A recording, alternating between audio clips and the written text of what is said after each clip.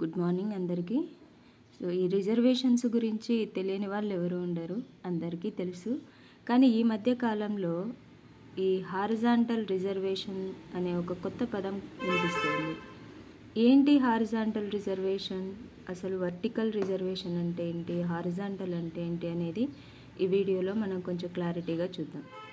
So government ఇంతవరకు vertical మెథడ్లోనే రిజర్వేషన్స్ని ఇస్తూ వస్తుంది. అంటే మనకి అందరికీ తెలుసు, జనరల్ కేటగిరీ, తర్వాత women 33%, BC, SC, ST, EWS quota కింద reservations, physically handicapped reservations and sports quota కింద ఒక 2% రిజర్వేషన్స్. ఇవి ఎప్పటి నుంచో అమలవుతున్నాయి, వీటి గురించి మనందరికీ తెలుసు.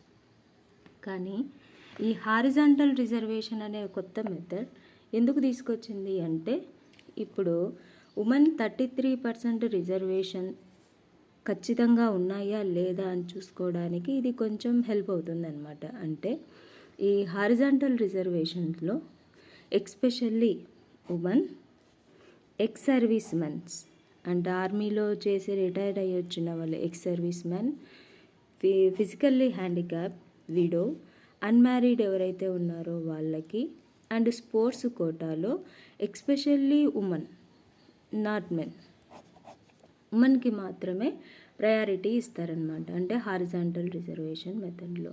ఇప్పుడు ఫర్ ఎగ్జాంపుల్ ఎస్సీ రిజర్వేషన్స్ కింద ఒక 10 పోస్టులు ఉన్నాయనుకుందాం. ఎస్సీ రిజర్వేషన్ కింద ఒక 10 పోస్టులు ఉన్నాయి. కానీ ఇందులో మెరిట్ బేస్ మీద ఒక 8 మెంబర్స్ మెన్, ఒక 2 మెంబర్స్ ఉమెన్ సెలెక్ట్ అయ్యారు అనుకుందాం జాబ్లో. కానీ ఇక్కడ ఏమయ్యింది, ఈ 10%లో ఉమెన్కి 33% రావాలి, కానీ రాలేదు కదా, ఓన్లీ 2% మాత్రమే ఉన్నారు. కాబట్టి ఇప్పుడు ఏం చేస్తారు అంటే, ఈ 8 మెంబర్స్లో నుంచి 1 మెంబర్ని తీసేస్తారు, 1 మెన్ని డిలీట్ చేస్తారనమాట. ఆ లిస్ట్లో నుంచి డిలీట్ చేసి ఈ ఉమెన్ ఉన్నారు కదా, ఈ ఎక్స్ట్రా ఒక ఉమెన్కి యాడ్ చేస్తారు. అంటే అప్పుడు ఏమవుతుంది, 7 members men plus 3 members women. అంటే ఇక్కడ ఉమెన్ 33% కోటా వచ్చినట్టేగా. దీనివల్ల ఎందుకు ఇంతగా హారిజాంటల్ రిజర్వేషన్ కాంప్లికేటెడ్ అవుతుందంటే, ఇక్కడ మెరిట్లో వచ్చిన జెంట్స్ ఆర్ మేల్ క్యాండిడేట్స్ ఎవరైతే ఉన్నారో వాళ్ళకి అన్యాయం జరిగినట్టే. ఇక్కడ ఉమెన్కి 33% ఆల్రెడీ జనరల్ తర్వాత ఉమెన్లో 33% కోటా ఉంటుంది. అండ్ అది కాకుండా మళ్ళీ ఇక్కడ కూడా రిజర్వేషన్స్లో కూడా ఉమెన్కి ఎక్స్ట్రా ప్రయారిటీ ఇస్తున్నారు.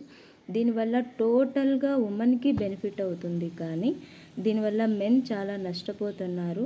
అందుకని ఈ గ్రూప్ 2 ఈ మధ్య కాలంలో వచ్చిన గ్రూప్ 2 నోటిఫికేషన్ వీటన్నిటిని రద్దు చేయాలి అని గవర్నమెంట్ని ఈ అభ్యర్థులు బాగా డిమాండ్ చేస్తున్నారు.